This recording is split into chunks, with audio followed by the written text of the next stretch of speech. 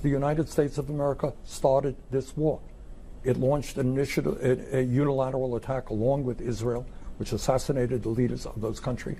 Our intelligence clearly showed, categorically, unequivocally, that Iran had restarted its nuclear warhead program. So I have not a lot of confidence in anything the president says regarding the war. This is a war we should never have gotten into.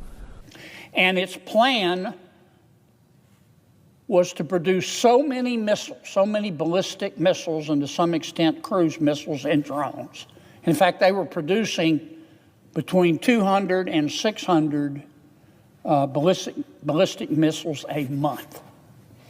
Our intelligence showed that their plan was to stockpile so many missiles and so many drones that if we re-entered, or anyone re-entered Iran to stop their new efforts to obtain a nuclear warhead, are displaced, and I hope it ends as soon as possible. I mean, I think that's the real question. But I mean, the president said today that when he told Secretary Pete Hegseth the war might be winding down, the president said he was disappointed in that. What do you make of that? He was disappointed in what?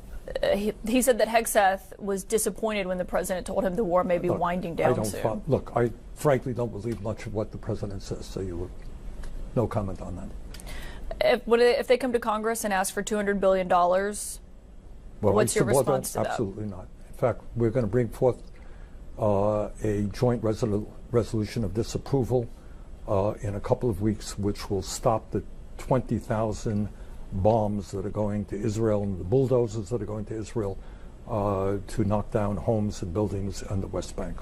So no, I will not support funding for that war. The president has heavily praised Israel and talked about what an ally they've been in this.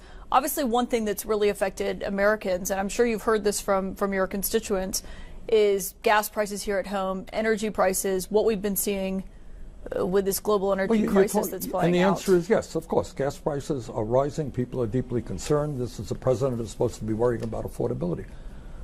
But let's put it into a broader context. The United States of America started this war. It launched an initiative, a unilateral attack along with Israel, which assassinated the leaders of those countries, and starting a situation now which is causing massive suffering in the Middle East. And whether we want to be working with Israel, which has devastated the people of Gaza, 10% of the people of Gaza are dead or wounded, I'm not quite sure those are the alliances, those are the allies we need to be working with. As someone who has run for president before and been a candidate, is this something that you think will become a test for Democrats, a litmus test for Democrats in terms of the alliance with Israel? Well, I think it's not only Democrats. I think all over the country, people are saying, wait a minute, we can't afford housing, we can't afford health care, we can't afford child care, we can't afford food at the grocery store, and this war now, which will cost hundreds and hundreds and hundreds of billions of dollars, why? Why? To bomb buildings in Tehran, to force 1 million people in Lebanon from their homes? So it's not just progressives and Democrats. I think you have a lot of conservatives saying Trump ran on a campaign saying, I'm going to end endless wars. We've got to invest in America, not on these endless wars. And he went back on his word. So I think the polling suggests that whether you're Republicans, Democrats, this is not a war the American people want. Yeah, there's a poll that said a lot of Americans think that the White House isn't focused enough on domestic issues. Yeah, no kidding.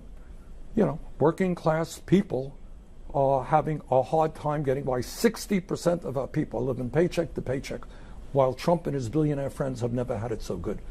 And now we're spending what will amount to many hundreds of billions of dollars on a war that should not be fought.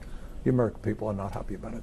Our intelligence clearly showed, categorically, unequivocally, that Iran had restarted its nuclear warhead program. And let me say, I love the people of Iran, too. I mean that. I don't think much of their political leadership. The good people of Iran basically are being governed before and now with the new supreme leader by Jack Nicholson and The Shining. They are stone cold crazy. Their religion teaches them Their interpretation of their religion tells them that they have to kill people who don't interpret their religion the same way that they do. And when your religion tells you to kill somebody, as far as I'm concerned, it's time to get a new religion. But be that as it may, our intelligence clearly showed that Iran had restarted its nuclear weapons program, and its plan was to produce so many missiles, so many ballistic missiles, and to some extent cruise missiles and drones. In fact, they were producing between 200 and 600 ballistic missiles a month. Our intelligence showed that their plan was to stockpile so many missiles and so many drones that if we re-entered, or anyone re-entered Iran to stop their new efforts to obtain a nuclear warhead, that they would annihilate the entire Middle East. The entire Middle East. And other countries they could reach, like Turkey. That is a fact. That's what the intelligence showed. So the president, wanting to avoid a future war, said, I've got to intervene now. And here is our mission. I don't care what you've heard. This is what our mission is in Iran. We want to destroy their Navy. We want to destroy Iran's Air Force. We want to destroy Iran's missile production facilities. We want to destroy Iran's drone production facilities. We want to destroy or make them use as many of their missiles as they have and their drones. And we want to attack and destroy the infrastructure used by the Revolutionary Guard. And then we want to get out. Now, there's been a lot of speculation by some of my Democratic friends that, well, the president's going to put boots on the ground. I don't believe that. I don't believe that. If the president puts boots on the ground, the thud you hear will be me face planting from surprise. I will faint. How long will this take? I think a few more weeks, and then we will be out. Was our intelligence right? You better believe it was.